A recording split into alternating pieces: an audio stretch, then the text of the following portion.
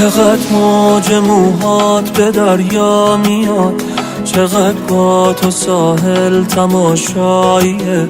سرت رو گذاشتی روی شونمو، چقدر حس این لحظه رویاییه.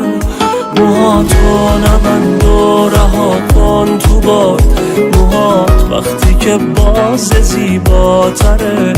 کنارت پر از حس خوشبختیم، تو که باشین زندگی بهتره.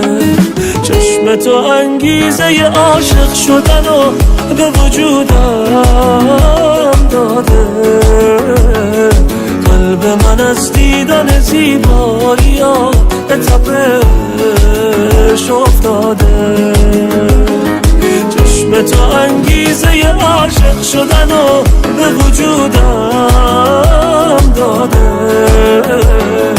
قلب من از دیدن زیباییات به تپش افتاده.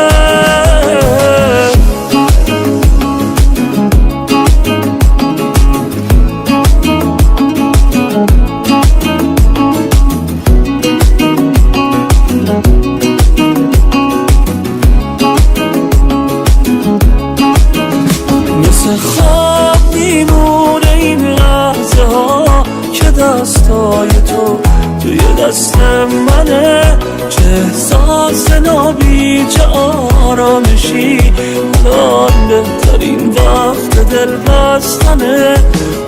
با نگاه تو و خندهات من و حال خوبی که دارم باهات. تو گوشم بگو هستی تا آخرش، تا من زندگیمو بریزم به پا.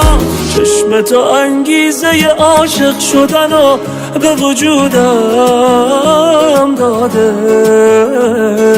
قلب من از دیدن زیباییات به تپش افتاده.